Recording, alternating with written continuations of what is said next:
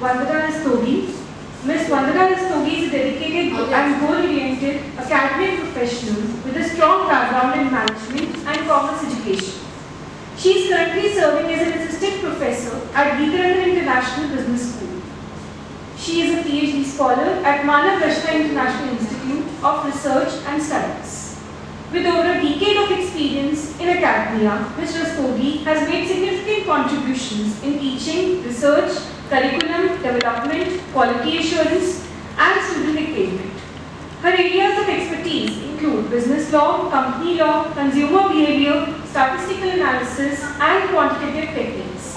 She has published multiple research papers in reputed journals, presented at national and international conferences, and holds a patent on the impact of IoT in big family. Passionate about technology-driven education, she has delivered online courses, conducted FPPs, and participated in AI-based learning initiatives. She is also actively involved in NAAC accreditation and academic administration. I invite Ma'am to please take forward the session. For the introduction. So good afternoon everyone. We are about to start the day 3 of our SDP session, Staff Development in AI Tools. Today's session is about the part 2 of AI tools, using AI tools. So the thing is that first of all we need to know the problem associated with using AI tools. I really want to know कि आप लोगों को क्या problems आते हैं AI tool से related, जो कि आप daily day to day अपने इसमें task में you go through that problems. वो problems I want to know. बताइए ma'am. Aditi ma'am, Mohanjeet ma'am. Questions सुनिए क्या एग्जैक्टली वो पूछ रहे हैं. Because अगर आपको ऐसा लगता है कि AI tools हमारे लिए नहीं है, तो ऐसा नहीं है. AI tools सबके लिए हैं. And you all need to know about it very fast and very soon. आपको बहुत जल्द ही इनके बारे में जानने की ज़रूरत है. Because जितनी हेल्प ये आपकी कर सकते हैं उतना आपने शायद अपने इमेजिनेशन में सोचा भी नहीं होगा. तो आज हम वही टास्क यहाँ पे करके देखेंगे और मैंने वही प्रॉब्लम्स उठाई हैं जो department wise you people actually face. आप लोग जो फेस करते हो वो वाली प्रॉब्लम्स ही हमने इसके अंदर ली हैं एसोसिएट की. ठीक है. सो फर्स्ट ऑफ ऑल एक थोड़ा सा एक ब्रीफ ले लेते हैं जो चीज़ें हम आज के सेशन में इंक्लूड करने वाले हैं. सारी चीज़ें पहले करके बता दी गई होंगी about the AI tools, introduction in general, क्या क्या होते हैं, कौन कौन से करंटली चल रहे हैं. The most popular tools are ChatGPT, Claude AI. ये बहुत ज़्यादा नाम हमारे सुनने में आ रहे हैं. ठीक है. उसके अलावा इम्प्लीमेंटेशन इनका कैसा होने वाला है, what would be the implementation strategies, how to use these tools in our day to day task. And then challenges and solutions क्या होंगे, what are the challenges related to all the implementation thing, and what would be the future of AI in trade. Then lastly हम लोग क्या करेंगे, because you don't want to go to the lab area, so we will one by one randomly जो भी आप लोगों में से चाहे voluntarily वो आके यहाँ पे वो अपनी मन का टास्क एक करके देख भी सकते हैं कि किस तरह से उसको इनकॉर्पोरेट करके आप वो काम अपना इजीली करवा सकते हैं. ओके. सो AI टूल का ओवरव्यू जो है ये आपको पता ही है. LMS के अंदर हम लोग यूज कर सकते हैं और परफॉर्मेंस टीचिंग टूल्स भी हैं, कोलैबोरेशन सॉफ्टवेयर्स भी हैं जहाँ पे आप उनको कोलैबोरेट करके अपने करंट सॉफ्टवेयर के अंदर वहाँ से भी उनसे टास्क करवा सकते हैं. Benefits of AI tool obviously सबको पता है, एफिशिएंसी इंक्रीज होती है. ठीक है. आपका जो घंटों का और दिनों का महीनों का काम है वो कुछ ही मिनटों में और कुछ ही सेकंड्स में हो जाता है and very efficiently, very quickly. So the implementation strategy will include your हम लोग क्या करेंगे, हम लोग टास्क लेंगे और साथ में उसको इम्प्लीमेंट करके दिखाएंगे कि कैसे आप उसको एसोसिएट करके वो टास्क इजीली कर सकते हैं. ठीक है. तो मैं क्विकली मूव कर जा रही हूँ अब सीधे सीधे जो हमारा मेन टास्क है, जो चीज़ हमें मेन सीखनी है आज की उस पर. ठीक है. तो हम लोग सब यहाँ पर इंस्टीट्यूशन में माइक्रोसॉफ्ट यूज़ करते हैं. सबका माइक्रोसॉफ्ट अकाउंट है. All are using Microsoft. Okay. So are AI tool जो हमें यूज़ करना है वो हमारा माइक्रोसॉफ्ट में ही प्रेजेंट है. आपको कहीं ChatGPT पे जाने की ज़रूरत नहीं है. आपको कोई और टूल क्लॉड एआई पे कहीं जाने की ज़रूरत नहीं है, कोई प्रॉम्प्ट ऐसा टाइप करने की ज़रूरत नहीं है विंडो खोलकर नेट को यूज़ करके कि जो आप कैसे करेंगे क्या करेंगे, हम अलग से क्रोम पे जाए, फिर हम चैट जीपीटी खोले, that we will use the prompt, फिर हम उसको अपने टास्क में इन्वॉल्व करें, कुछ नहीं करना। बिकॉज एआई टूल जो एआई के अदर टूल्स हैं उसके साथ साथ माइक्रोसॉफ्ट का अपना टूल एआई का जो है दैट इज कोपायलट, वो आप लोग लिख लीजिए अपने पास। Copilot is the main AI tool जो आपको हेल्प करेगा। और अगर आप सबको विजिबल हो रहा हो तो this is the symbol, this is the logo of that Copilot. Install कर सकते हैं, हाँ जी, फोन में भी इंस्टॉल हो जाता है। फोन में भी इंस्टॉल हो जाता है आपका। अब आप लोग जब अब यहाँ से सेशन खत्म करके अपने सीट पर जाएंगे तो प्लीज एक बार अपना माइक्रोसॉफ्ट अकाउंट लॉगिन करिएगा। लॉगिन तो सबका होगा ही, उसमें आप इस वाले पेज पे जाके जब जहाँ पे आपका लॉगिन का अकाउंट दे रखा होगा उसके जस्ट राइट कॉर्नर पे, एक्सट्रीम राइट कॉर्नर पे you will see this symbol. ये एक मल्टी कलर का एक आपको कुछ सर्कल दिखाई देगा, that is the symbol of Copilot. Okay, तो अब हमें करना क्या है, सबसे पहली बात आपका लॉगिन होना जरूरी है आपके अकाउंट में, ठीक। अब जब आप यहाँ पे इस वाले साइन पे क्लिक करेंगे तो ये आपको विजिबल हो रहा होगा। यहाँ पे हमारे जितने भी एप्लीकेशंस हम यूज करते हैं, एक्सेल, वर्ड, पावर पॉइंट और भी उसके अलावा जितने सारे हैं, शेयर पॉइंट है आपका, फॉर्म्स आप लोग बनाते हैं, टीम्स पे हम लोग मीटिंग्स करते हैं, वो सारे टूल, वन ड्राइव, वो सब यहाँ पे दिखाएगा। अब आप जिस भी टूल पर काम करना चाहते हैं, जिस भी ऐप पे, अदिति मैम हमारा मेजर काम कहाँ पे होता है स्टूडेंट्स के डेटा का? एक्सेल में। मेजॉरिटी एचआर भी जो काम करते हैं वो एक्सेल पर ही करते हैं। तो व्हाट वी विल डू, हम लोग सबसे पहले एक्सेल पे ही बात करते हैं। मैंने एक्सेल पे क्लिक किया और यहाँ पे क्योंकि मैंने अपने अकाउंट से लॉगिन किया हुआ है तो मेरा नाम इसने दिखा दिया है। ओके, यहाँ पे मैंने ऑलरेडी आप लोगों के लिए एक फाइल क्रिएट की है, लेकिन अभी इसके बाद ये दिखाने के बाद मैं आपको अलग से भी दिखाऊंगी कि अगर आपको अपनी कोई फाइल इंस्टॉल करनी हो तो वो आप कैसे कर सकते हैं।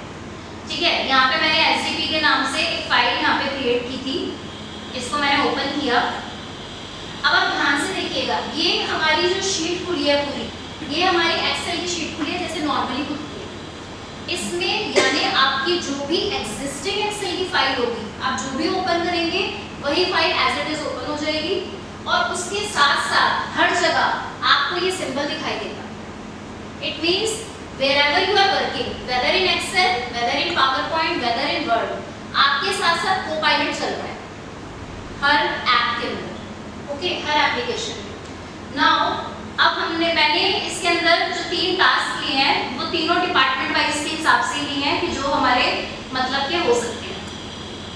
देखिए, पहला एचआर की बात कर रहे हैं। यहाँ पे एक सिंपल एक्सेल की शीट है, एक्सेल की टेबल है जिसके अंदर मेंशन है employee ID and the date of birth. Okay, आपके पास 50, 60, 70 जितने भी एम्प्लॉयज है किसी भी ऑर्गेनाइजेशन के अंदर उनकी सेपरेट डेट ऑफ बर्थ सबकी इंडिविजुअल दी हुई है।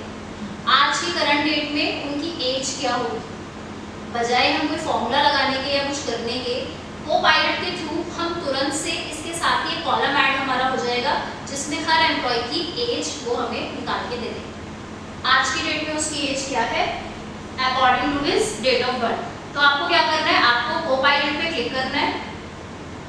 जैसे आप कोपायलट पे क्लिक करेंगे ये पेज ओपन होना शुरू हो जाएगा यहाँ से। अब यहाँ पे आपको इस कोपायलट को देखिए, यहाँ पे कुछ प्रॉम्प्ट ये आपको अपने आप से देगा।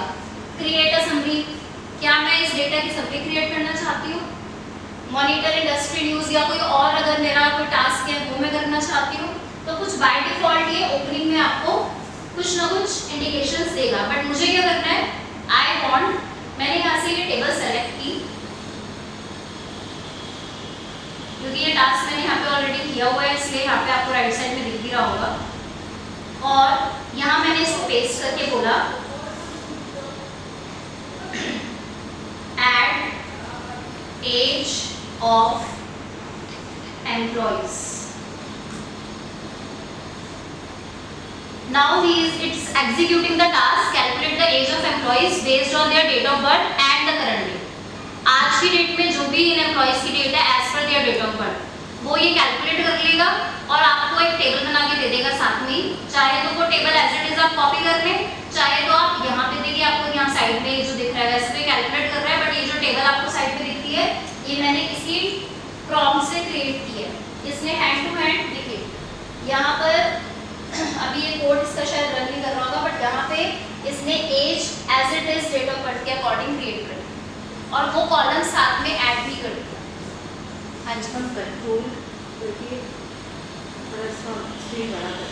अच्छा तो देखना बहुत मुश्किल है।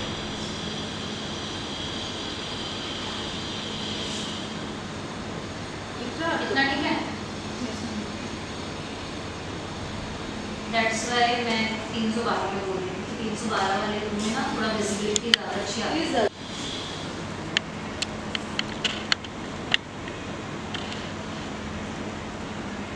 तो आपको इस तरीके से क्या करना है, जो भी आपकी डेटा टेबल होगी, जो भी आपकी एक्सेल शीट होगी, उसे आप कॉपी पेस्ट करेंगे और जो भी आपको उससे रिलेटेड टास्क करवाना है वो टास्क आपको सिर्फ उसके फॉर्म में वहाँ पर ऐड करना है। वो टास्क आपको हैंड टू हैंड करके देगा, ठीक है। आपको इस डेटा का, अब मैंने एक और इसके साथ सैंपल लिया दूसरा, देखिए ये शीट आपको दिखाई दे रही है। इसमें मैंने एक डेटा जनरेट कराया। That data was about the employee name, department, salary and their percentage of increment department wise, ठीक है। तो डिपार्टमेंट वाइज एचआर डिपार्टमेंट है, मार्केटिंग है, आईटी है, फाइनेंस है, एडमिन है, बहुत सारे डिपार्टमेंट है। 50 एम्प्लॉइज का रैंडम डेटा क्रिएट किया और उस डेटा के साथ साथ उनकी सैलरी है, साथ में परसेंटेज इंक्रीमेंट है। अब इस इंफॉर्मेशन से it is totally up to me कि मुझे क्या डिटेल्स चाहिए, मुझे क्या समरी चाहिए।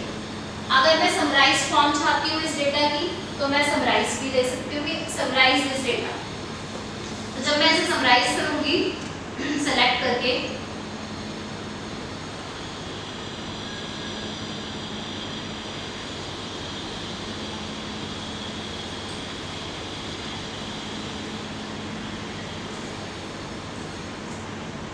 समराइज दिस डेटा, तो जो भी समरी इसकी क्रिएट होगी वो आपको बता देगा डिपार्टमेंट वाइज एवरेज सैलरी कितनी है, मीन सैलरी कितनी है, यानी किस डिपार्टमेंट में ज़्यादा सैलरी जा रही है, किस डिपार्टमेंट में कम सैलरी जा रही है, कहाँ इंक्रीमेंट ज़्यादा हो रहे हैं, कहाँ इंक्रीमेंट कम हो रहे हैं। ये वहाँ पर हमें ज़्यादा अच्छा लगेगा जहाँ पर हमारे पास कोई बहुत बड़ी ऑर्गेनाइजेशन है जिसमें डिपार्टमेंट वाइज कैलकुलेशंस होती हैं। जैसे यूजुअली जो ऑर्गेनाइजेशंस होती हैं, एक सेकेंड में आपको ना इससे पुराने वाला दिखा देती हूँ, जो चैट्स हैं वहाँ पे जो इसने क्रिएट किए थे,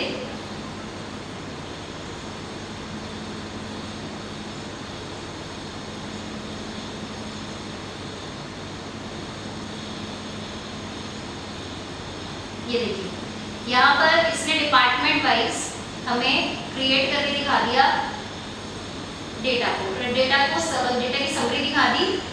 एडमिन देखिए दिख रहा है, विजिबिलिटी है। Yes ma'am. ये देखिए एवरेज सैलरी एडमिन डिपार्टमेंट में कितनी है, मीडियन सैलरी कितनी है, डेविएशन ये तो ज़्यादा मैथमेटिकल में चला जाएगा, एवरेज सैलरी कितनी है, उसके अलावा न्यू सैलरी कितनी है, स्टैंडर्ड डेविएशन कितना है फाइनेंस डिपार्टमेंट में एंड ऑल। ये सारी कैलकुलेशन इसने कर दी। अगर आपको सिर्फ एवरेज चाहिए तो आप खाली एवरेज भी बोल सकते हो। उसके अलावा अगर आपको इसके आगे मैंने क्या किया, मैंने इसको बोला कि एक मुझे ग्राफ बना के दो, कि मुझे ग्राफिकल रिप्रेजेंटेशन चाहिए कि बिफोर इंक्रीमेंट और आफ्टर इंक्रीमेंट जो था वो सैलरी में क्या डिफरेंशिएशन हुआ, वो भी इसने ग्राफ के थ्रू मुझे दिखा दिया डिपार्टमेंट वाइज। तो जो ब्लू वाला जितना भी दिखा रहा है ये करंट सैलरी दिखा रहा है और ऑरेंज वाला पार्ट जो दिखा रहा है ये न्यू सैलरी दिखा रहा है। तो बढ़ी है या घटी है या कंपैरेटिवली डिपार्टमेंट्स में कितनी ज़्यादा कम हुई है, कौन सा आईटी में सपोज ज़्यादा हो गई, मैनेज उसमें मार्केटिंग में कम है, एचआर में कम है, उसके हिसाब से you can go through for the comparison. तो यहाँ से आप कंपैरिजन्स भी देख सकते हैं। मेन थिंग इज कि आपको टास्क इससे क्या कराना है। तो आपके काम की बहुत सारी चीज़ें हैं इसके अंदर, डिपेंड करेगा। आपके पास सिर्फ आपका एक्सेल का डेटा होना चाहिए। आपको माइक्रोसॉफ्ट अकाउंट में लॉगिन करना है, you need to open all your Excel sheet whatever जिस पे भी आपको काम करवाना है। सपोज स्टूडेंट का ही डेटा है, स्टूडेंट के डेटा में हमें कोई एवरेज निकालनी है, वो निकाल के देना है, कोई मार्क्स का एवरेज चाहिए, परसेंट अटेंडेंस का एवरेज चाहिए, तो वो आप एक्सेल शीट उसमें अपलोड करेंगे, उसमें खोलेंगे और उसके साथ साथ कोपायलट अपना ओपन करेंगे। कोपायलट को बताएंगे कि भाई मुझे इस वाली शीट से ये वाला टास्क चाहिए, ठीक है अदिति मैम। नेक्स्ट इज ये मैंने लाइब्रेरी वाला स्टाफ है यहाँ पे कोई नहीं है, उनके लिए नहीं है क्या? है उनके लिए। ये उनके काम की चीज़ है एक्चुअली, बहुत काम की चीज़ है, क्योंकि मैंने इसीलिए डिफरेंशिएट करके लिया था डेटा। यहाँ पे टेबल बनाई गई है जिसके अंदर आपको यहाँ पे विजिबल नहीं हो रहा होगा, मैं बता देती हूँ। बुक टाइटल है, मैनेजमेंट डिपार्टमेंट लिया मैंने, मैनेजमेंट डिपार्टमेंट में जो बुक्स फेमस चलती हैं उसने 50 किताबों का बुक टाइटल के नाम से एक कॉलम बनाया। देन इशू टू, कौन से स्टूडेंट को इशू हुआ है वो डेटा, वो बुक, जैसे यहाँ पे इसने स्टूडेंट 3, स्टूडेंट 20, स्टूडेंट 12 लिख लिया। हमारे पास स्टूडेंट की आईडी होती है, स्टूडेंट का अकाउंट होता है, जैसे हमारी एम्प्लॉय आईडी होती है वैसे स्टूडेंट की आईडी होती है, वो आईडी यहाँ पे हम दे सकते हैं। Issue date and date of return, ये एक समराइज डेटा हमारे पास रहता है लाइब्रेरी के अंदर। अब इस डेटा से मैं क्या क्या कैलकुलेट कर सकती हूँ? इस डेटा से आई कैन चेक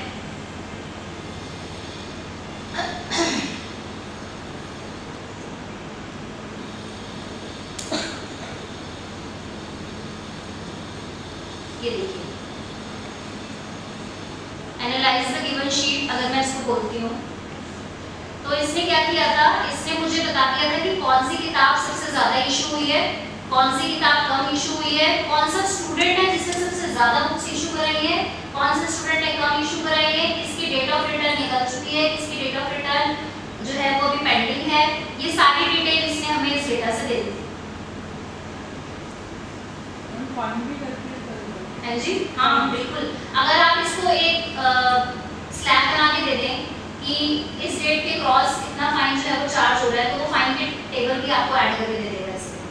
तो फाइन की कैलकुलेशन आपको मैनुअल करने की ज़रूरत नहीं है, वो आपको साथ में ही इसके एसोसिएट करके दे देगा table. So basically you are putting conditions here, ना? एग्जैक्टली। जैसे अगर आप सिंपल डेटा को एनालाइज नहीं करना चाहते हैं तब तो आपको कुछ नहीं करना, आपको सिर्फ टेबल लेके कॉपी पेस्ट करनी है और एनालाइज का डेटा कहना है या समराइज का डेटा कहना है। वो अपनी समझ से जितना उसको समराइज कर सकता है मैक्सिमम फॉर्म में, वो आपको करके दे देगा।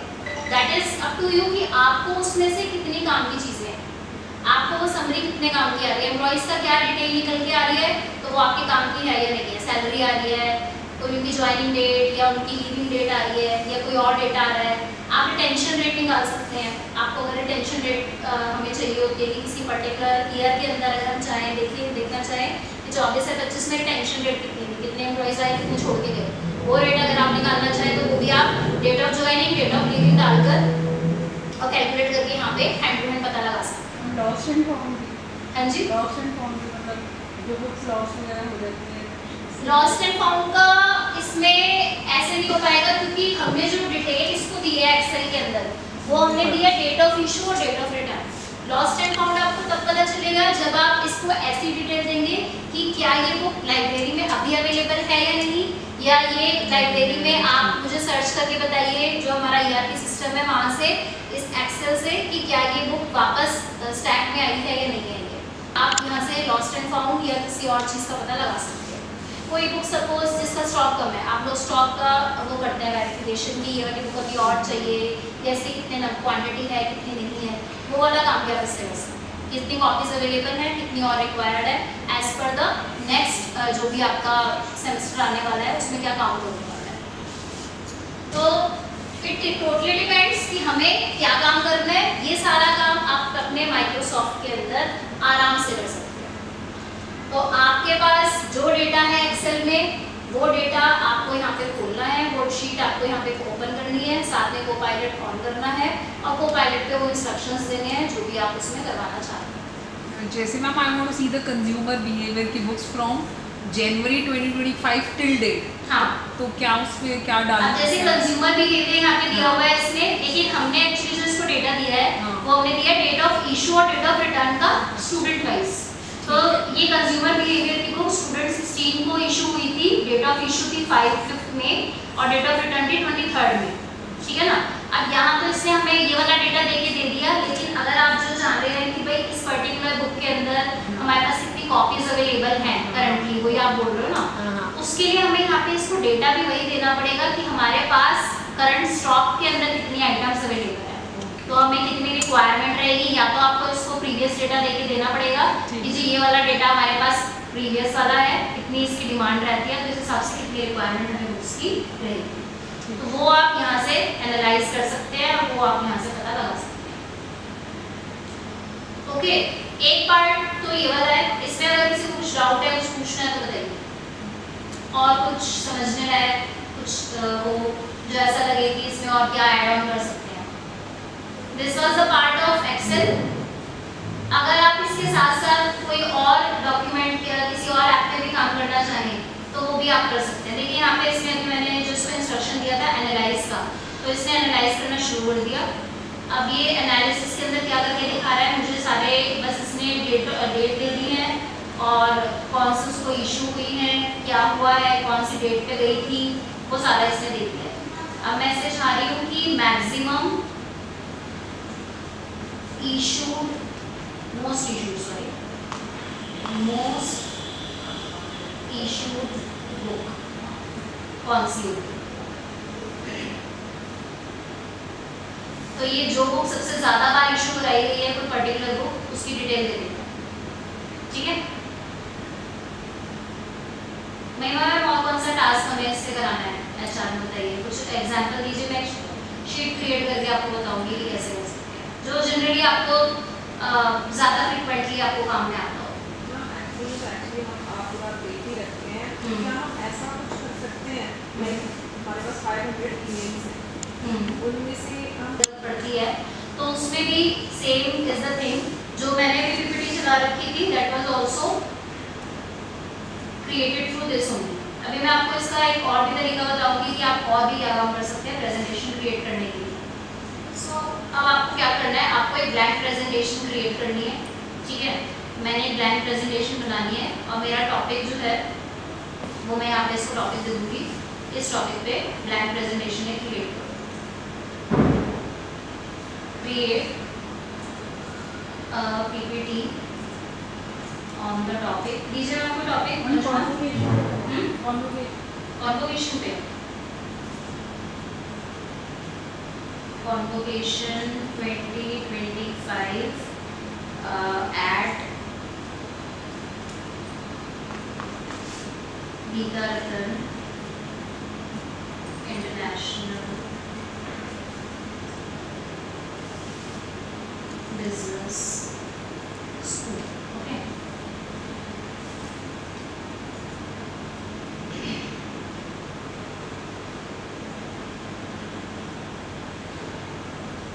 यहाँ पे आपके पास स्लाइड्स भी दिखा रहा है कि आपको कौन सा टेम्पलेट चूज करना है, वो टेम्पलेट आप यहाँ से चूज करेंगे, उसी टेम्पलेट के ऊपर ही आपकी पीपीटी जनरेट कर देगा। ये काम हम कोपायलट में भी कर सकते हैं और ये सेम काम हम नॉर्मल जो हमारे पास सिस्टम्स में पावर पॉइंट है उस पर भी कर सकते हैं। देखिए इसने यहाँ पे कॉन्वोकेशन 2025 के नाम से एक पीपीटी बनाई है, लेट्स सी कि कैसी पीपीटी बनाई है इसने। ये बिल्कुल प्लेन बनाई है क्योंकि हमने कोई टेम्पलेट सेलेक्ट नहीं की थी, बट इससे देखिए हैंड टू हैंड बना के दे दी है। इसको ओपन करके देख लेते हैं कैसी बनाई है, क्या क्या लिखा है इसमें। तो जो हमारे काम की चीज़ें हैं वो हम इसमें इनकॉर्पोरेट कर सकते हैं, जो नहीं है वो हम हटा सकते हैं क्योंकि ये एडिटेबल होता है। तो इंट्रोडक्शन दे देगा ये पहले कॉलेज के बारे में, फिर इवेंट शेड्यूल भी दे रहा है कि क्या क्या होगा, वेलकम एड्रेस होगा, कीनोट स्पीच होगी, अवार्ड डिस्ट्रीब्यूशन होगा, लंच ब्रेक होगा, डिग्री डिस्ट्रीब्यूशन होगा, कौन कीनोट स्पीकर है वो भी बता रहा है। ओके, तो ये जो हम लोग मंजुला जो काम हम लोग गामा वगैरह में कर रहे हैं वो पीपीटी हम यहाँ से भी क्रिएट कर सकते हैं। हमने कोई इनपुट नहीं दिया था। हाँ एग्जैक्टली, हमने सिर्फ इसे ये बोला था कि हम Gita Ratan international business school में कॉन्वोकेशन 2025 हमें करवानी है, उसके लिए बना के दो, तो इसने क्रिएट कर दिया। अगर हम इसके साथ साथ इसको कीनोट स्पीकर की प्रोफाइल और स्केड्यूल हमारा जो वर्ड में या एक्सेल में बना हुआ है वो भी दे देंगे, तो ये वही डालेगा और वही बना देगा। एक टैगलाइन के लिए डालिए इसमें, जहाँ पर वाइस चेयरमैन चेयरमैन को भी हम मेंशन कर रहे हैं, हाँ जी, उनका कैसे वेलकम डे मैम को भी डाल दो। तो ये हम जहाँ पे हमने इसको प्रॉम्प्ट दिया था वहीं पे हमें, क्योंकि मैंने दोबारा पीपीटी में खोल दिया था इसीलिए पीपीटी वाली पावर पॉइंट चल रहा था। अब दोबारा से हम वहीं पे आएंगे क्योंकि हमारी ये वाली प्रेजेंटेशन चल रही है, तो हम लिखेंगे इसमें add slides for the welcome address of chairman sir and vice chairman sir, कोई टेम्पलेट से हाँ सेपरेटली, ओके। और सपोज हम ये वाला टेम्पलेट सेलेक्ट कर रहे हैं, तो अब ये उसी के अंदर स्लाइड हमें ऐड करके देगा दोनों अलग से, ठीक है।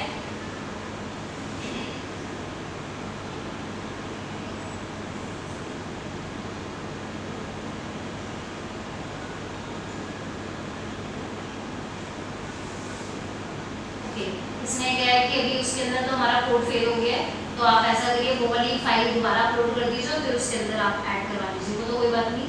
द थिंग इज कि आप यहाँ पे ही इसी ऐप के अंदर जाकर जो भी आप एप्लीकेशन में काम करना चाह रहे हैं, उस एप्लीकेशन के अंदर आप साथ साथ वो टास्क को पायलट से करा सकते हैं असिस्ट करके, ओके। ये तो सारा काम मैंने अभी किस पे किया है, माइक्रोसॉफ्ट के ऊपर, माइक्रोसॉफ्ट 365 पर। अब हम बात करते हैं कि अगर हमें इस पे काम नहीं करना है, अगर मैं in general normal power point पे या नॉर्मल एक्सेल पे ही काम करना चाहती हूँ, तो मैं क्या करूँ, तब मुझे कौन सा AI टूल की ज़रूरत पड़ेगी। तो मैंने क्या किया, मैंने नॉर्मल एक्सेल खोला, ये वाला एड इन का ऑप्शन शायद आप लोगों को यहाँ के सिस्टम्स में ना मिले, तो you must try in your own systems. यहाँ पे आपको इंदु मैम एड इन का ऑप्शन दिख रहा है, एड इन नहीं दिख रहा, पास आगे देखिए, आगे आ जाओ, हम आगे आ जाओ, पास आगे देखिए, आगे आ जाओ।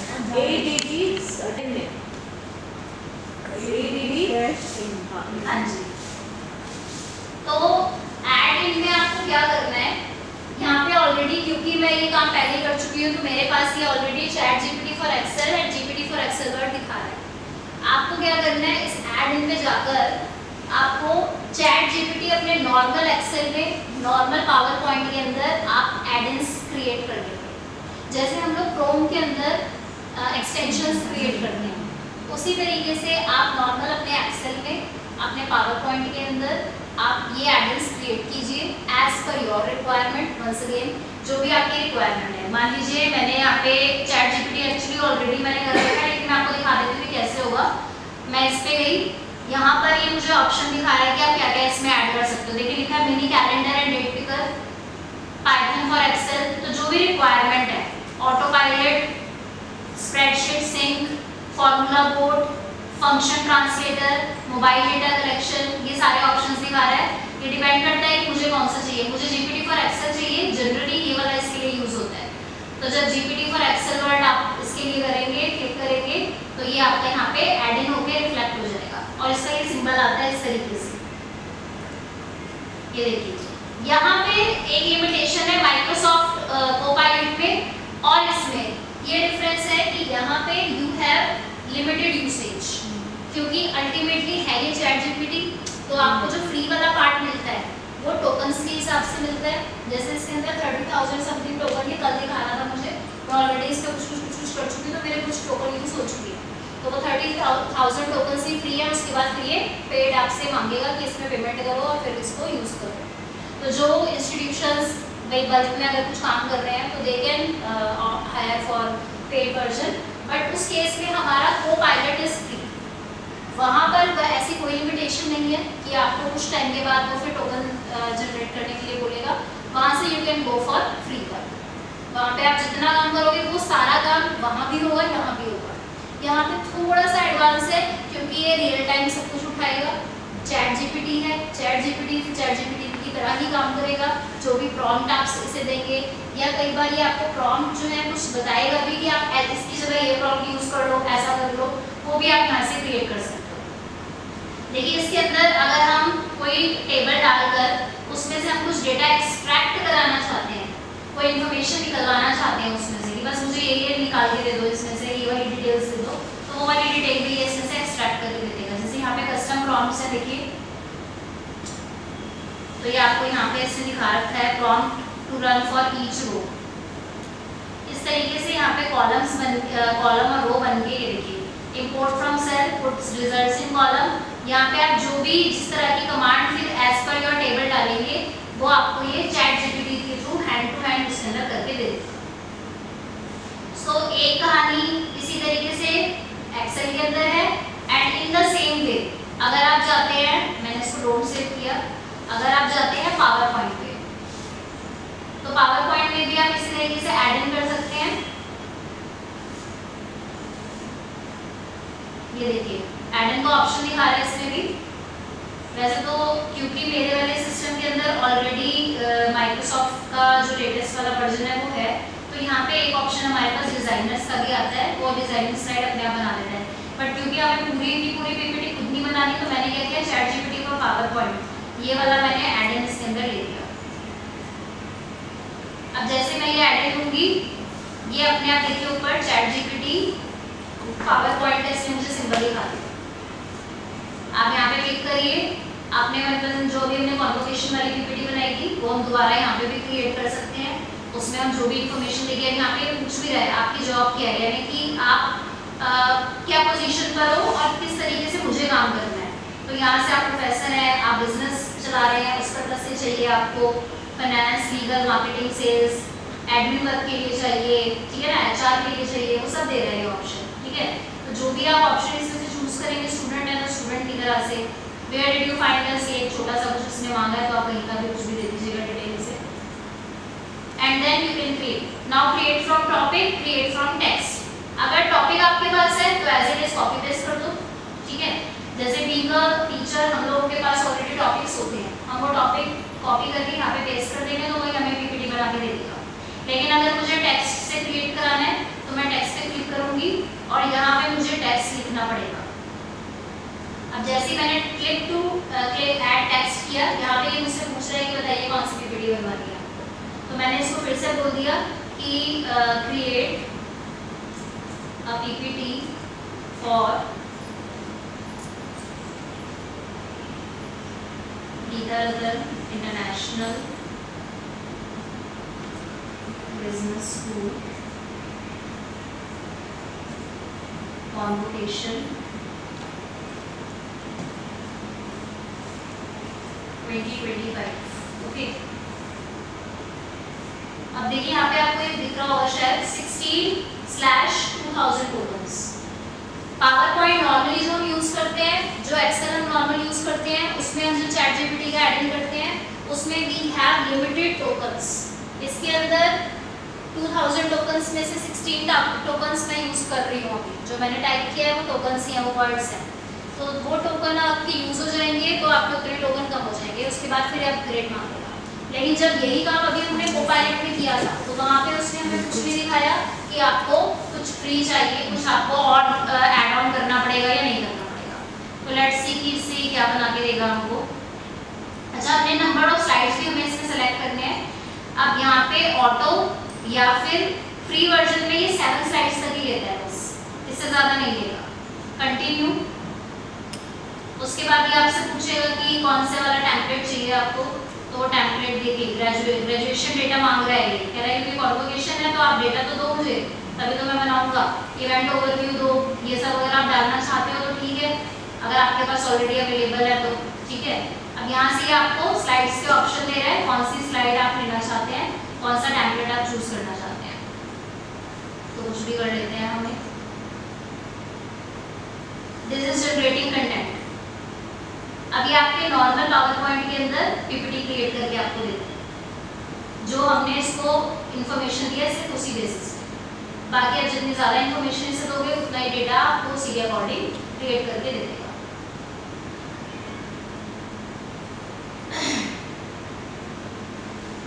ये देखिए, अब इसने जो भी हमने टेम्पलेट चूज की थी, एज पर दैट टेम्पलेट इसने हमें पीपीटी बना के दी।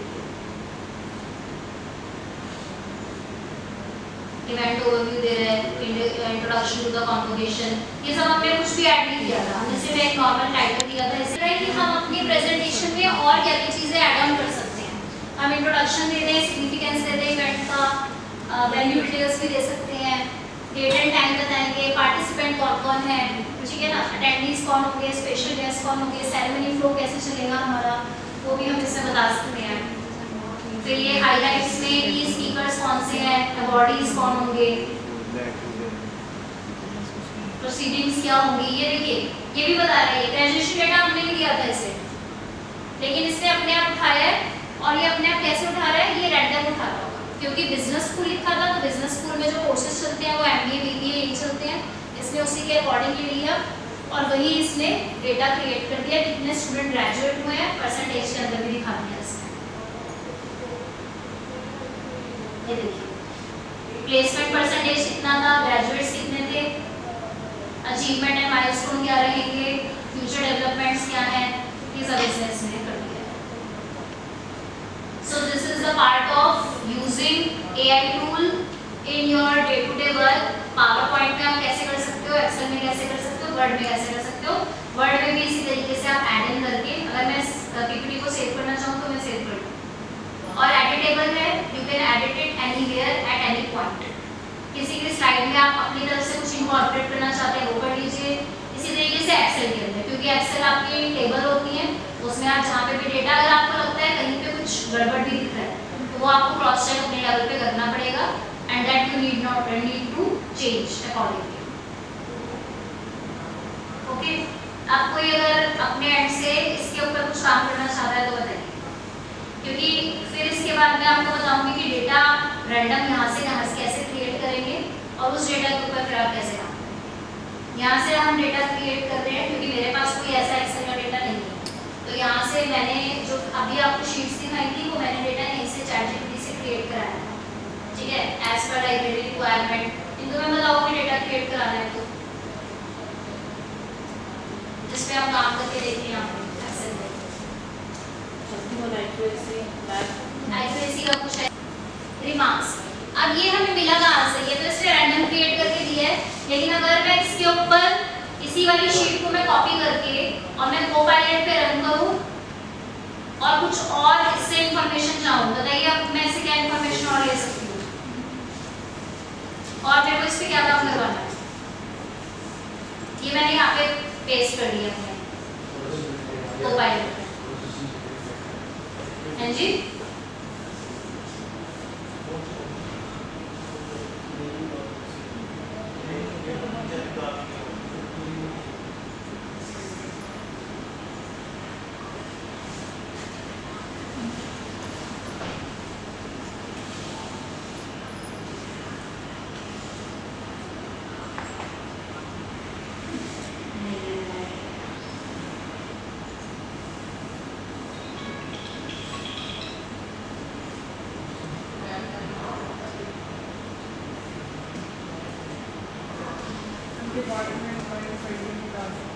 हाँ, डिपार्टमेंट वाइज स्पेंडिंग कौन सी है, या फैकल्टी वाइज स्पेंडिंग। अगर एक फैकल्टी को 2 या 3 फाइल्स अलॉटेड है तो उसके पास कितनी फाइल उसकी कंप्लीटेड है, कितनी उसकी पेंडिंग है, वो स्टेटस आप इसमें से निकाल सकते हो, ठीक है ना। डिपार्टमेंट वाइज अलग अलग सेग्रीगेट कर सकते हो, क्योंकि हम यहाँ पे 2 ही डिपार्टमेंट ले रहे हैं। जो बड़े यूनिवर्सिटीज़ हैं या कॉलेजेस हैं वहाँ पे आपके पास ज़्यादा डिपार्टमेंट्स होंगे, वहाँ पे आपको एक और आसान हो जाएगा जब वो डिपार्टमेंट वाइज सेग्रीगेट कर देगा कि कौन से डिपार्टमेंट में कितनी पेंडिंग है। एक्सेल आगे बनके कि किस स्टूडेंट ने कौन सा चूज किया है।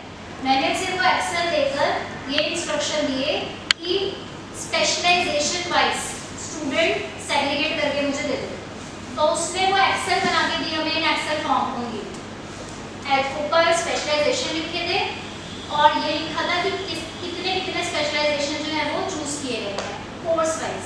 BBA फर्स्ट टाइम में कितने, सेकंड में कितने, थर्ड में कितने, फोर्थ में कितने। सेम वे आप जो इंटर्नशिप का डेटा बोल रहे हो आपके पास किस फॉर्म में, आपके पास कितनी इन्फॉर्मेशन है उसकी, हमें PDF फॉर्म में इंटर्नशिप का डेटा, जैसे PDF फॉर्म में डेटा इंटर्नशिप का PDF फॉर्म में मतलब क्या है, क्या इन्फॉर्मेशन है, सर्टिफिकेट्स इंटर्नशिप का डेटा।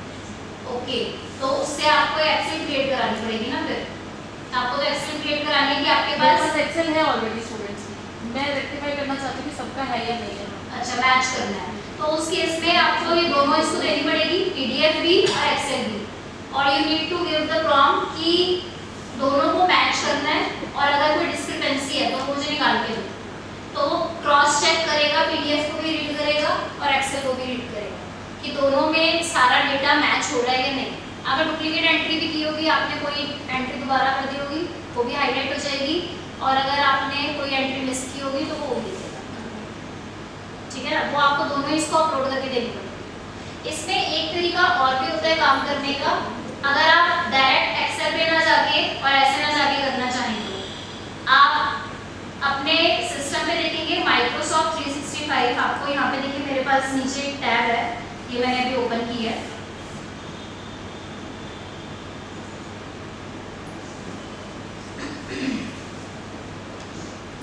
ये देखिए ये कोपायलट हमारा ओपन हो गया। अब यहाँ पे आप डायरेक्टली भी काम कर सकते हो। जैसे मेरे पास अगर कोई एक्सेल की शीट मेरे सिस्टम में पड़ी है, डाउनलोडेड है, या कोई पीडीएफ पड़ी हुई है, तो मैं बजाय उसको वहाँ जाऊँ, लॉगिन करूँ, खोलूँ, सेव करूँ, फलाना करूँ, उससे अच्छा मैं यहाँ पे ही इसको प्लस में जाके अपलोड में मैंने इसको वो शीट दे दी। सपोज मेरे पास डाउनलोड्स के अंदर मैं देख लेती हूँ अगर कोई ऐसा डेटा पड़ा है जो मैं इसको दे सकती हूँ।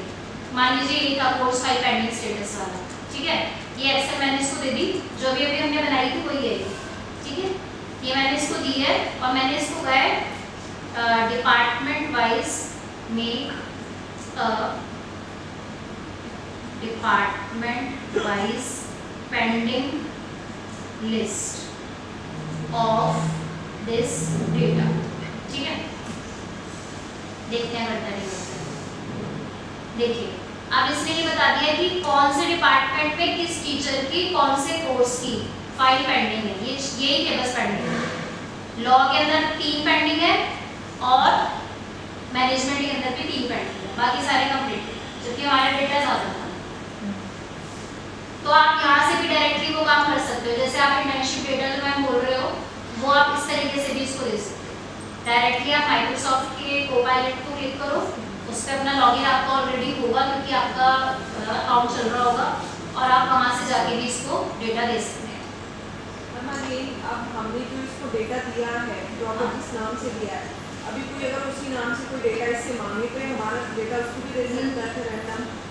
जो ये रैंडम डेटा क्रिएट करता है वो देखिए आप बहुत मतलब चांसेस तो है वो जाता तो है रिपोजिटरी में, तो जाता है। जो प्रॉपर नेम हमने फाइल को दिया है सेम उसी नेम से नहीं, उस नेम से नहीं क्रिएट करेगा, तो सेम डेटा उस नेम से नहीं करेगा। ये आपको देखिए फिर वही वाली बात है कि AI is there for your assistance, मतलब आप काम में हेल्प ले लो उसकी, पर आप सारा काम नहीं उससे करा सकते, तो उससे वो काम कराइए जो काम डिफिकल्ट है करने में। जैसे अभी हमने कहा कि हमको ये वाले दोनों फाइल्स में मैच करना है कि कहीं डिस्क्रिपेंसी तो नहीं है, तो वो डिस्क्रिपेंसी आपको निकाल के दे देगा। हम ये भी बता देगा कि इसने फर्स्ट गाइडेंस सबमिट किया है, इसने बाद में की है क्या फाइल वो तो आपके पास वैसे भी डिटेल जो हमने एक्सेल की थी, वो अगर आप उसके अंदर डेट का भी कॉलम है तो आप डेट के हिसाब से बना, वो तो आपके पास वैसे भी रिकॉर्ड है, क्योंकि आपको इसको पहले कुछ खिलाना पड़ेगा तभी आपको कुछ आउटपुट देगा। तो खिलाने का मतलब ये है कि पहले आप इसे किस फॉर्म में डेटा दे रहे हो, वो प्रॉपर इंफॉर्मेशन इससे मिल रही है या नहीं मिल रही है, और वो उसको ये पढ़ पा रहा है या नहीं। He must understand, it must understand the data.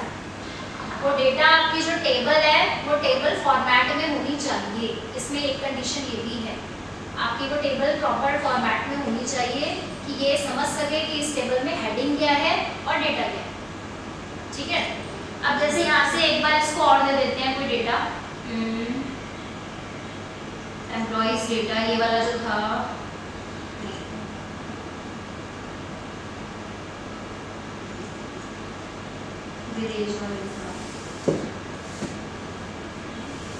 एक ये डेटा मैंने क्रिएट किया था, इस पे देखते हैं। इसके अंदर हमारे पास था एम्प्लॉय का नाम रैंडम क्रिएट किए थे हमने, डिपार्टमेंट्स थे, उनकी मंथली सैलरी थी और उनकी अटेंडेंस थी और रेटिंग थी, ठीक है।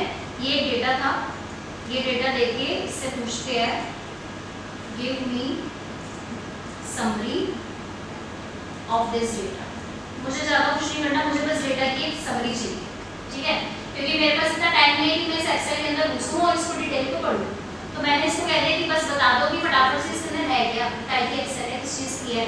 तो इसने क्या किया, फटाफट से पढ़ लिया। टॉप परफॉर्मर बाय रेटिंग जो है वो अनिल शर्मा है, सेल्स डिपार्टमेंट की, उनकी रेटिंग इतनी है, सैलरी इतनी है, अटेंडेंस इतनी है। हाईएस्ट मंथली सेल जो थी वो इसकी थी, बेस्ट अटेंडेंस जो थी वो नेहा सिंह की थी। डिपार्टमेंट ओवरव्यू भी दे दिया इसने, सेल्स डिपार्टमेंट ऐसा, मार्केटिंग ऐसा, HR ऐसा, IT ऐसा।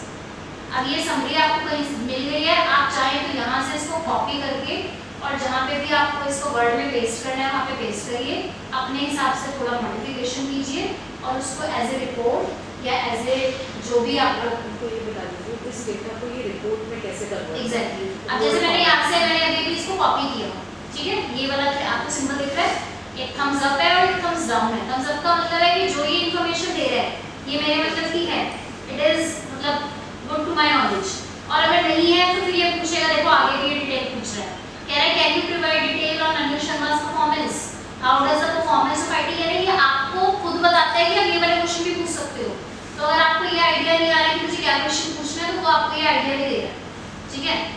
अब मैंने इसको कॉपी किया यहाँ से, ये कॉपी का सिंबल था, और मैंने इसे जाके वर्ड में, क्योंकि मुझे रिपोर्ट बनानी है, मुझे एक समराइज फॉर्म ऐसे तो मैं दूंगी नहीं, तो मैंने यहाँ पे जाके इसको पेस्ट किया। अब ये पेस्ट हो गई, अब ये पेस्ट हो गई है, लेकिन ये फिर भी ऐसे की ऐसे तो नहीं जाएगी। इसको मैं एक फॉर्मेट के अकॉर्डिंग या किसी प्रॉपर सिस्टम के अकॉर्डिंग मुझे इसको रिपोर्ट को देना है।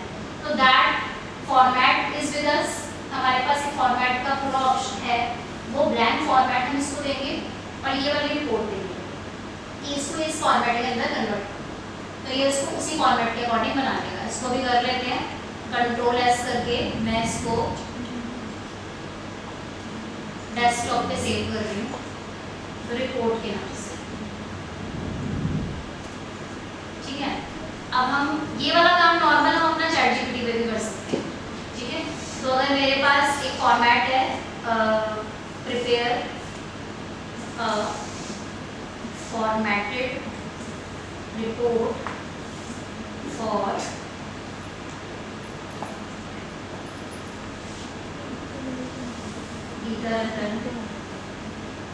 International business school. अब मैं मेरे पास एक ऑलरेडी अगर इसके अंदर रिपोर्ट पड़ी हुई है वो पुरानी, तो मैं इसको ये भी कह सकती हूँ कि take the format of that report जो मैंने साथ में अटैच किया है, take the format of the report attached with it, ठीक है। अब मैं क्या कर रही हूँ, यहाँ पे जाके इसको मैंने पहले तो वही वाला जो डेस्कटॉप पे मैंने अभी सेव किया था,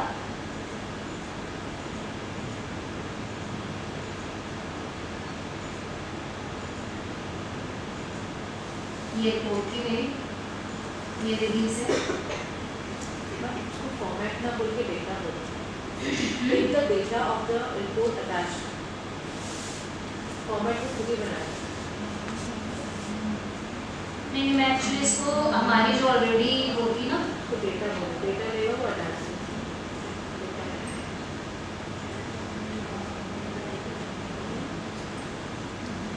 ये करने के लिए कौन सी होती है, इसको करने के लिए देखिए इससे वैसे मैं बता देती हूँ, इससे एमडीबी की रिपोर्ट भी बना दूँ, जो शायद हो सकता है जो मैंने अटैच किया है वो इसने एमडीबी वाली ले ली रिपोर्ट, फिर वो भी रिपोर्ट के नाम से सेव होगी शायद।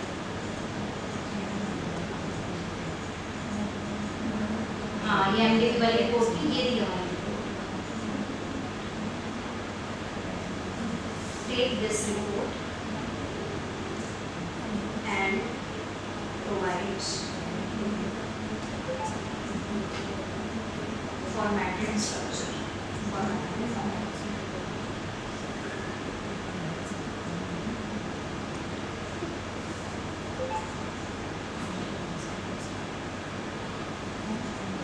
अब जो हमने दी थी वो वाली देगा ये एम्प्लॉय परफॉर्मेंस समरी रिपोर्ट, ये देखिए अगर हम इसको फॉर्मेट दे दिए तो ये उस फॉर्मेट के हिसाब से बना देगा, नहीं तो जैसा इसका मन करेगा ये वैसे बना देगा।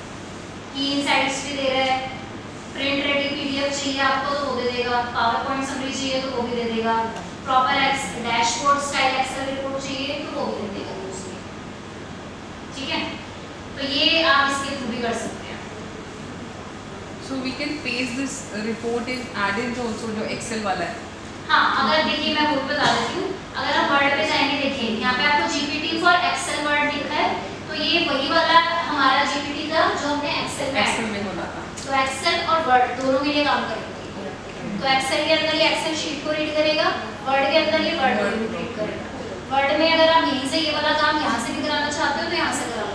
फिर अल्टीमेटली आपको करना ये है, यहाँ पे आके आपको फिर से वो टोकन वाला सिस्टम पड़ेगा जो आपके अल्टीमेटली खत्म हो जाएंगे, फिर आपको उसमें पे करना पड़ेगा। ठीक है, तो घूम फिर के आप पेड वर्जन में तो जाओगे ही जाओगे अगर आपका जब भी ये काम पूरा होगा। लेकिन उससे पहले अगर हम माइक्रोसॉफ्ट के ऊपर ये काम कर रहे हैं कोपाइलट पे, तो वो वहाँ पे हमारा काम फ्री। तो ये हमको आज ही हमें भी ये एहसास हुआ कि वो हमारे बहुत काम की चीज़ है कोपाइलट। तो कोपाइलट पे आप मैक्सिमम अगर उसको जितना एक्सप्लोर कर सकते हैं ना उसको कीजिए, क्योंकि वो फ्री है। क्योंकि आपका सब्सक्रिप्शन आपके पास है ही माइक्रोसॉफ्ट 365 का, आप उस पर फ्री में करेंगे, आपका ज़्यादा काम अच्छे से हो जाएगा। और वही सारा काम ये कर रहा है, ये कुछ डिफरेंट नहीं कर रहा। चैट जीपीटी सारा वही काम करके देगा जो आपका माइक्रोसॉफ्ट कोपाइलट देगा। आपको अलग से 36 टूल सीखने की ज़रूरत नहीं है, वो एक जगह पे आपके सारे काम करके देगा, वर्ड के भी, एक्सेल के भी, पावर पॉइंट के भी, सब। ठीक है, इवन आपके फॉर्म्स भी उसमें चल पड़ेंगे, जो फॉर्म्स हमने उस दिन अलग से किए थे ना, वो फॉर्म्स भी इसमें हम हाँ। अब जैसे आपने माइक्रोसॉफ्ट फॉर्म्स वाला था जो पार्ट था, अगर मैं उसके अंदर जैसे हम फॉर्म्स बनाते हैं माइक्रोसॉफ्ट फॉर्म्स, तो अगर हम इसके अंदर जहाँ पे हमने पहले माइक्रोसॉफ्ट खोला, न्यू चैट कर लेते हैं, create new admission form for management and law department. ठीक है, या तो सेपरेटली है जैसे भी। अभी देखते हैं इसको इस फॉर्म से क्या करेंगे, हमने बनाना सीखा। देखिए अब ये फॉर्म बना के अभी ये हमें बता रहा है कि जी ऐसा ऐसा बनेगा, क्या आपको ये चलेगा, मतलब ये इन्फॉर्मेशन ठीक है। क्या क्या दिया है इसने, एक मिनट इसको इंक्रीज कर लीजिए। ये देखिए इससे यूनिवर्सिटी एडमिशन फॉर्म दिया है, पर्सनल इन्फॉर्मेशन पे ये चाहिए होता है, name, date of birth, gender, nationality, ये सब। ठीक है, फिर एकेडमिक में चाहिए जी high school information, high school name, year of graduation, percentage कितनी थी, डिग्री, अगर आप पीजी के लिए अप्लाई कर रहे हो तो फिर वो प्रीवियस कॉलेज वगैरह की डिटेल, प्रोग्राम अप्लाई कौन सा है, डिपार्टमेंट मैनेजमेंट है या लॉ है, ओके, प्रोग्राम नेम कौन सा है, स्पेशलाइजेशन कौन सा है, एंट्रेंस एग्जाम कोई दिया हुआ है, जैसे हम इसका देते हैं आपका जो आईटी का, वो आप इसमें डाल सकते हो, वर्क एक्सपीरियंस एंड ऑल। अब ये कह रहा है कि ठीक है, अब मैं इसको कह रही हूँ add a section for reference, make it available in PDF format, add a section and make it in PDF form।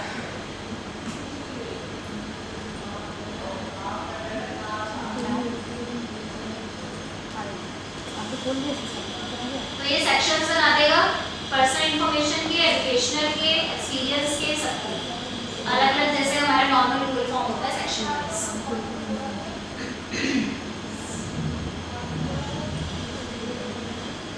Download admission form आ गया मेरे पास, लिंक, मैं इस पर क्लिक करती हूँ, देख लेती हूँ कैसा एडमिशन फॉर्म बनाया है इसमें।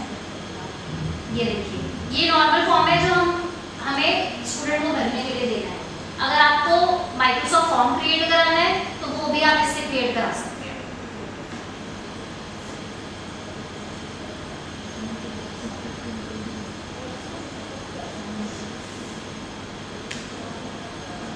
ठीक है, ये देखो, ये इसने पीडीएफ फॉर्म मेरे को क्रिएट करके दे दिया। अब मैं चाहती हूँ incorporate all this info in Microsoft form.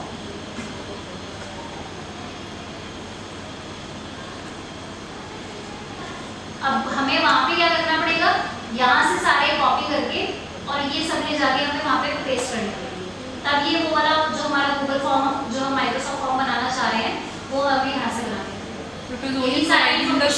ये सिर्फ सैंपल बना के दे रहा है कि it has to be like this. नहीं, देखिए ना, अब यहाँ पे जो ये वाला पार्ट था हमारे पास यूनिवर्सिटी, अब मैं ये पर्सनल इन्फॉर्मेशन मैंने यहाँ से कॉपी किया, इसको कॉपी किया, मैं माइक्रोसॉफ्ट फॉर्म्स पे गई, यहाँ पे मुझे न्यू फॉर्म बनाना था। अब मैं इसमें अपने अकॉर्डिंग यहाँ से उठा के बस मुझे पेस्ट करना है। ये पार्ट इनको पता है, वो इसलिए फर्स्ट डे किया। हाँ, ठीक है ना, तो ये आप यहाँ से क्रिएट कर सकते हैं, यहीं से आपका सारा डेटा बन जाएगा, वो बन जाएगा, फॉर्म बन जाएगा, उसका प्रीव्यू कैसे करना है, ये फॉर्म कैसे बनाते हैं, यहाँ से आपका फॉर्म रेडी हो जाएगा। ओके, अच्छा, इसमें एक चीज़ और बस लास्ट ये वाला मैं बताना चाह रही हूँ, इम्पॉर्टेंट चीज़ है। जो हमारी ये टेबल होती है, इस टेबल को मैंने आपको अभी पहले भी बोला था, इसको टेबल फॉर्म में लाना बहुत ज़रूरी है। यानी अगर ये आपकी नॉर्मल एक्सेल की टेबल है तो ये यहाँ पे पढ़ नहीं पाएगा इसे। आपको क्या करना है, अगर आपने इसको एक्सेल से कॉपी किया है कहीं से, तो आपको इस टेबल को सेलेक्ट करके इंसर्ट पे जाना है और टेबल पे क्लिक करना है। अब क्योंकि ये ऑलरेडी टेबल थी तो इसने इसको लिया नहीं तो यहाँ पे आपको ऑप्शन दिखाएगा माय टेबल कंटेन्स हेडर, उस पर आपको टिक करना है और उसे ओके करना है। तो it will be converted in a proper table form and then only Copilot will be able to read the table, तभी वो उसको एनालाइज कर पाएगा, वरना वो एक्सेल शीट में डेटा में खो जाएगा कि कौन से डेटा की क्या डिटेल मांग रहे हो। उसको ये नहीं पता चलेगा कि जो पहला कॉलम था वो एम्प्लॉय के नेम्स का था। जब तक आप उसको हेडिंग नहीं दोगे कि जी ये एम्प्लॉय नेम है, वो एम्प्लॉय नेम को भी एक नाम ही पड़ेगा, ठीक है ना। तो वो आपको हेडिंग्स के साथ देना है, तभी वो टेबल को रीड कर पाएगा। आप इन्हीं डेटा से अगर आपको चार्ट क्रिएट कराने हैं तो चार्ट तो आप यहाँ से आराम से क्रिएट कर ही सकते हैं। कोई आपको विजुअल रिप्रेजेंटेशन चाहिए, कोई और उसके अंदर इंफॉर्मेशन चाहिए, वो आप यहाँ से इंकॉर्पोरेट करा सकते हैं। ओके, अच्छा, उसके अलावा एक टूल जो मैंने एमडीपी में भी बताया था वो मैं यहाँ पे भी बता देती हूँ आपको, ये भी आपके काम का है। ये अलग वर्क्स के लिए है। There is an AI for that, लिख के रखो आप अपने पास, जब आपके पास फ्री टाइम हो इसको एक्सप्लोर कर लेना, ये बहुत काम का है, ये मैं सबको बताती हूँ। There is an AI for that नाम है इसका। आप इस लिंक पे जब से आप टाइप करोगे तो आपको ये वाला पेज ओपन होगा और इस पे जाके when you will click on this first link, तो ये आपका इंटरफेस ओपन होगा। इस इंटरफेस में क्योंकि मैं इसमें ऑलरेडी मैंने काम किया हुआ है और मैं लॉगिन कर चुकी हूँ और मेरा ही सिस्टम है, तो वो बाय डिफॉल्ट मेरा लॉगिन ले लेता है। अदरवाइज आपको यहाँ पे लॉगिन करना पड़ेगा। आप लॉगिन कर लेंगे तो आप जो भी काम इसमें करेंगे वो सारा सेव रहेगा। वो आपको फ्यूचर में जब भी आप इसको पेज को ओपन करोगे, आपका पीछे का जो जो काम है वो सब दिखाई देगा, तो आपको कहीं जाएगा नहीं। और जिस भी सिस्टम से अपने अकाउंट से लॉगिन करोगे वो आपको शो हो जाएगा। इनके बाद मेरे को ये बात काम का है, there is an AI for that, ठीक है। इस पे जब आप डालकर और यहाँ पे लिखा है एंटर योर टास्क, जैसे आप इसमें कोई टास्क एंटर करते हैं, अब मुझे कोई टास्क कराना है, मुझे कराना है जी डेटा एनालिसिस, मुझे लेकिन ये नहीं पता कि मैं कहाँ पे जाके क्लाउड पे करूँ, चैट जीपीटी पे करूँ या किसी और टूल पे करूँ, मुझे तो पता नहीं, बहुत सारे टूल्स हैं, तो which tool should I use. तो मैंने इसको कहा जी डेटा एनालिसिस का टास्क करना है मुझे। तो अब इसने सोचा कि ठीक है, डेटा एनालिसिस से रिलेटेड जितने भी आज की डेट में टिल नाउ, अभी तक इस समय तक जितने टूल्स अवेलेबल हैं वो सारे टूल यहाँ पे शो करेगा। ब्रेडक्रम्ब, क्यूक्वेस्ट, जितने भी लैंग्वेज जो हमने सुने भी नहीं है, क्योंकि हर बार नया टूल बन रहा है, we are unaware of that. तो यहाँ पे number of tools with reviews, हर टूल के रिव्यू भी अवेलेबल है, कौन सा टूल अच्छा है, क्योंकि हमने सारे टूल यूज नहीं किए पर बहुत सारे लोग हर पर बहुत सारी चीजें यूज कर रहे हैं। तो they will give a review कि जी ये वाला टूल बेकार है, ऐसे यूज मत करना, ये वाला टूल बहुत अच्छा है, ऐसे यूज करके जरूर देखना। तो वो साथ साथ आपको रेटिंग्स के साथ रिव्यूज भी दे रहे हैं। तो जो भी टूल आपको लगता है कि ये मैं एक्सप्लोर कर सकता हूँ, क्योंकि उसमें वो ये भी बता देगा कि फ्री है या नहीं है, अनलिमिटेड है या नहीं है, कितना यूज कर सकते हो, कितने टाइम तक वैलिड है, वो सब चीजें इसके अंदर वो मेंशन है। यहाँ पे आपको दिख रहा होगा 4 ये रेटिंग दे रहा है स्टार 4.1 है ना, इसके ऊपर वाले में देखते हैं 3.5 रेटिंग है, इसकी 5 स्टार रेटिंग है, इसका मतलब कुछ ज़्यादा अच्छा होगा ये। तो डेटा एनालिसिस कैसा करना है उसके हिसाब से इसने बहुत सारे दे दिए, क्योंकि मैंने इसको कोई स्पेसिफिकेशन दे दी कि मुझे कौन सा डेटा एनालाइज करना है। डेटा तो बहुत सारा है, स्टूडेंट्स का भी डेटा होता है, एम्प्लॉइज का भी डेटा होता है, हॉस्पिटल का भी डेटा होता है, ठीक है ना, डेटा तो बहुत सारा है। तो कौन सा डेटा, तो उसके हिसाब से इसने जितने टूल अवेलेबल है वो सब दिखा दिए। अब आपकी इच्छा है, आपकी श्रद्धा है, आप कौन सा टूल यूज करना चाहते हैं, ठीक है ना। तो ये आप यहाँ से पता कर सकते हो टूल कौन सा यूज कर सकते हो, वो टूल आपको अलग से जाके फिर उस पर जब आप क्लिक करोगे तो उसका पेज खुल जाएगा और वहाँ पे जाके अपना काम करके देख सकते हो। यहाँ से हमने 2-3 बहुत अच्छे टूल यूज भी किए थे, निकाले भी थे, तो वो आपका काम यहाँ पे हो जाएगा। देखो यहाँ पे ये सारा दिखा रहा है पुराना, और जब आप पहली बार